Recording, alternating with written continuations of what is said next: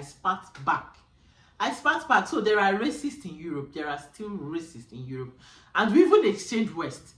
We exchange West.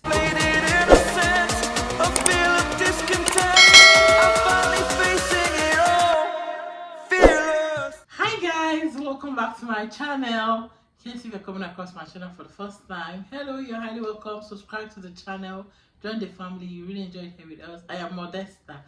So in today's video, I want to share with you pros and cons of living in Europe. I've shared pros and cons of living in Luxembourg, and in today I want to share with you pros and cons of living in Europe, because I've been sharing videos about some European countries, especially countries within the EU. So now it's a very interesting and exciting thing if you live in Europe, especially if you have a permanent residence in any of the European countries. It's a fun and exciting experience because you get to travel some other European countries without applying for a visa. All you need to do, just hold your legal residence permit, your passport, your international passport if you want. If you don't want, you don't even need it. Book your flight. And the good thing about it is that flights within the EU are so cheap. 50 euros for going, or sometimes 70 euros to and fro, or 100 euros depending. Flights within the EU is so cheap. So in today's video, I want to share with you the pros and cons of living in Europe. The first thing I want to share with you is good public transportation. There is access to good public transportation within Europe. Anywhere in Europe, if you enter their buses, so neat, and it's even affordable. Okay, it's something that you can close your eyes, €1, €2, you can pay. It's affordable. But this Luxembourg is not inclusive because we don't pay for public transportation in Luxembourg, but generally, and you can access the public transport anytime. There is always a time. Everything is organized. You go to the bus stop, you wait for your bus, and then they take you to where you're going to. If you're traveling by train, you go to the train station, the train comes out, and voila, you are off. So it's not like pick and drop. They pick you at this bus stop, and before the next bus stop, they will drop you and pick other passengers.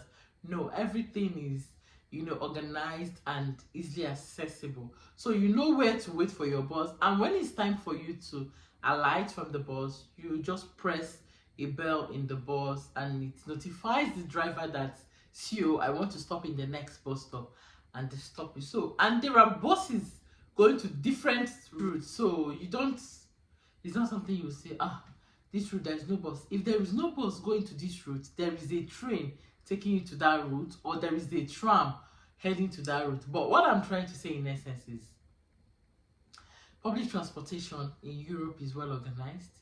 Public transportation is affordable, easily accessible as well. If you live in Europe, there is better work-life balance and there is vacation time. For example, we're in summer now. Most families will go for summer vacation. They come back. You see, this summer, they don't joke with it because summer is just 3 months. Out of the 12 months of the year, we get to see sun only 3 months.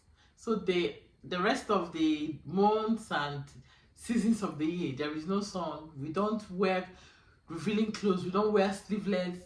Even while you're in the house, you're wearing your sweater, you're wearing your jacket, light jackets to stay at home.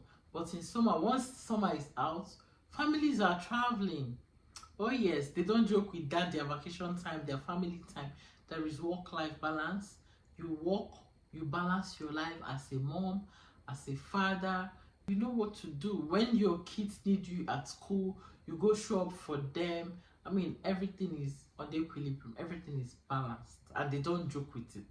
And there is nothing like overworking or overstressing yourself. In Europe, basically, you just have to work 8 hours, at most 10 hours, depending on the kind of job you're doing. But there is nothing like, I'm doing extra shift, I'm doing this. No, it's 8 hours, and you get your salary every month. So they don't pay weekly. Anyways, it depends on the kind of job you're doing, but most times it's monthly, and the minimum hours you can work here in Europe is 8 hours. Another thing is proximity to other countries. I said this in my intro that if you live in Europe, especially within the EU country, you can easily access other EU countries without problem. Once it's time for your vacation, pack your bag, pack your luggage, book your flight and travel. There is no checkpoint stopping you, searching you, checking your passport. From Luxembourg, you can go to France. It's just 20 minutes from Luxembourg to the French border. And then Germany, the same. I remember sometime earlier last month, or middle of last month, I drove with my co-wife from Luxembourg to France just to go buy some things and come back. So I slept in Luxembourg and woke up in France. That is how the life is. You can decide to go to Switzerland, Sweden. There are so many countries that you can travel to within the EU and outside EU.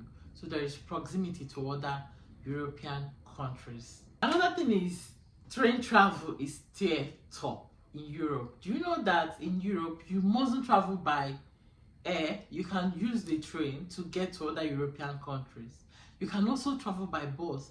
I know someone who traveled by bus from Italy to Luxembourg, and people even drive in their cars from Denmark to Luxembourg or from Denmark to Germany. So the countries are connected in the sense that you just don't have to drive days to get to your destination. You can drive hours. It's mostly hours, 8 hours, 7 hours, 5 hours, 3 hours, and the case may be. And if you're someone that enjoys driving, you can drive. And then you mustn't enter flights to any country. So there are international trains, just like the way they have local trains in your country or in any European country. There are also international trains taking you from Germany to France to Netherlands to Luxembourg to any country of your choice. There are international trains. You just have to stop, enter this one. So train travel is top tier in Europe.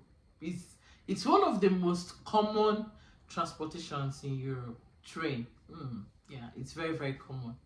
Another thing is opportunity to learn new languages. For example, I live in Luxembourg, and in Luxembourg we speak 5 languages and we have 3 official languages.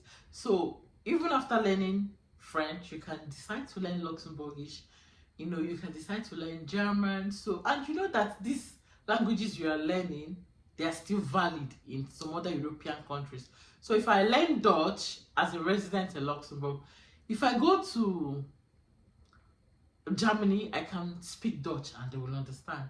If I go to Austria, I can speak Dutch and they will understand. There will be just little changes here and there in the language, but it doesn't mean that they don't understand. They understand. It's just me speaking British English and someone speaking American English to me. So you will always understand. You can, you can pick some little changes. The good thing or the fun part in learning languages abroad is that European languages are similar and are connected. There is something someone will speak in Italian language and in French, it will sound alike. They are not the same language, but there is always this bound, this similarity bound in the languages. And these are what I have for you for the pros of living in Europe. And next, I'll be going to cons of living in Europe. Number one thing or number one con of living in Europe is, no matter who you are, no matter how strong you are, especially if you come from a family-oriented background, you must miss your family. You must miss your family. When you come to Europe, you know that you're staying away from family. So the number one thing is staying away from family. I miss my family, and if I want to see them, I have to go back to them. I have to travel miles to see my family. I need to plan my travel. You will always miss your family. That is one thing. That is one con of living abroad.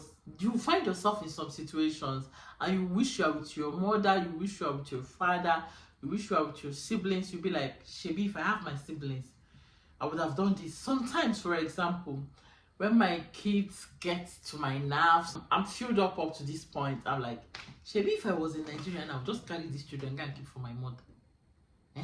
Shebi, if I was in Nigeria now, I'll carry these children and keep for my mother. Sometimes you're just tired and you miss everybody. You just get over it. And you just have to be strong because it's just only you. It is only you. If you don't do them, nobody will do them for you. You just have to be strong. The language barriers. If you come from a country that speaks a language that is not spoken in the European country where you live, it is a big deal. Because sometimes you're out in the streets, you're trying to ask some questions, and people are telling you they don't understand what you're speaking. So that language barrier is a big deal as a new immigrant in Europe, because you know that one problem with Europe is the language. The countries don't speak the same languages. The countries in Europe, every country have their own. If it is Denmark, they have Danish language. If it is Sweden, they have the Swedish. German have the Dutch or German language, and then French, and these countries are connected. So you cannot go to Germany from a French country expecting to speak French. So you always communicate in another foreign language, either in English or you have to translate. You translate to give them the read. That is how it is. So there is this language barrier. It's a big deal for me. So, and it's a big deal for every new immigrant. Until you get your grant, until you're able to pick 1 or 2 languages, you're not comfortable going out in the streets and missing your way. You are not comfortable, because when you miss your way, be sure to cry. It's possible you come out and you meet 10 people on that street and you ask them, please, I've lost my way. I missed my way. How do I find my way back to where I came from? And they're telling you, I don't understand what you're speaking. You don't know how painful that is when you speak and nobody understands. So that's a big con, or that's a big barrier. The language barrier is a big thing in Europe. Another thing is currency. Another con of living in Europe is the currency. In Nigeria, I use Naira. In Nigeria, we use Naira, not I. In Nigeria, we use Naira. And I moved to Europe where they use Euro. And this is because the country I live in is under the European Union. So they use Euro. All the countries under the European Union use Euro. And whenever I want to buy something, as at when I came, I'll be calculating the thing. If I want to buy snacks, 10 euro, I will now calculate in Naira. So 1 euro is maybe 800. 800 times 10. It was affecting my brain. I will go, at that time I was pregnant, I will go out in the street, I will go to the doctor, I will spend hours. I want to buy something, I will not buy because it's too much. The money is too much. I can't see myself to buy ordinary croissant. Maybe for example, croissant. Or you know these snacks that they put cabbage, tomatoes, and you know those kind. I will be buying 10 euro, and it's not like the thing will be enough for me. I'll still buy it and buy water, or buy it and buy juice. It was messing with my brain. I couldn't deal. I couldn't deal. The currency, the gap is too much. So one day I came back and told my husband that things are so expensive in this country. Which one is this in 10 euro? Do you know how much 10 euro is in Naira? 10 euro is almost 4,000 Naira. That's what I'll come and use to eat snacks. And then one day my husband encouraged me that I should stop looking at the money. I stopped calculating things in Naira, this, that. And then one day I now went to buy vegetarian snacks. At that time, I didn't really read what that was, and it, you know, French. It was written in French, and that was how I bought something that on a normal I cannot eat, and if I had the money I would throw it away and buy a new thing. But because I've calculated how much I bought it for maybe 10 euros or thereabout. I was eating it and my face was so strong.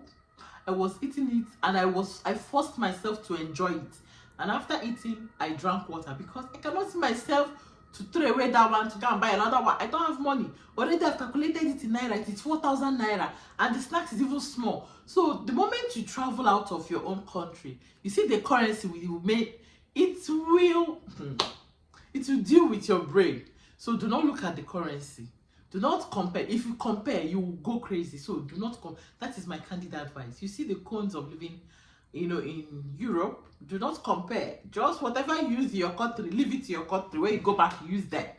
But now that you're here, don't compare. That is a big deal. That is a big problem. When you compare, you will not be able to buy things for yourself. You will not be able to take good care of yourself. Be you. No, because you think that everything is expensive when you compare them to the currency used in your country. That's another big deal.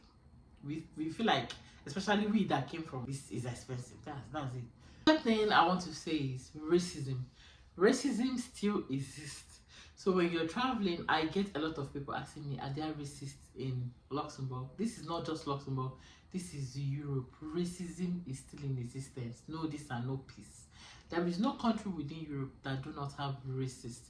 They might not show it to you, But sometimes in one way or the other you will encounter them and you know that, okay, oh, this is a racist. I remember sharing sometime on my channel that there was a time I entered the bus and I sat beside this woman. I did not do anything to her, nothing. I sat down. You know, buses now, for example, here buses are free. So I sat down, you sat down. Immediately I sat down. She stood up to stand till she got to her destination. Why did she stand up? Nothing. I didn't even touch her. So you see that there are some attitudes that people will show up, you know, that they are racist. I've greeted someone just in front of my door here. I was climbing to my apartment and she was going downstairs. So I stopped, and that was when we moved in newly to this place, because right now I don't greet people. Coming from a background where you see elderly people or you meet people, you see someone first thing in the morning or first thing in the afternoon, you just want to exchange greetings and move on. You're not exchanging greetings to come and talk to them, but you see that when you greet someone, they ignore you. Sometimes they purposely ignore you. So that is another thing. So I greeted this person and she spat at me. She spat at me. And I was hoping, because I did not do anything to you. I saw you coming downstairs and I was going upstairs. You made a space for me to pass. I was walking into my apartment and I said, bonjour, and you spat at me. If you are in my shoes, what will you do? Let me know in the comments, because me, I spat back. So there are racists in Europe. There are still racists in Europe. And we even exchange West. We exchange West, okay? She was speaking her language, I think Portuguese. I don't know what she was speaking. But me, I was speaking my Igbo. Because if I'm not understanding your own, you cannot understand my own. It's not possible. You can never understand my own. You cannot understand my language if I'm not. So if you want me to know what you're telling me, you speak the language. Is it that you speak French? If you speak, it's not like I will understand the French 100%, but I'm able to pick when you are insulting me in the language, all right? Or you speak English, which I will understand 100%.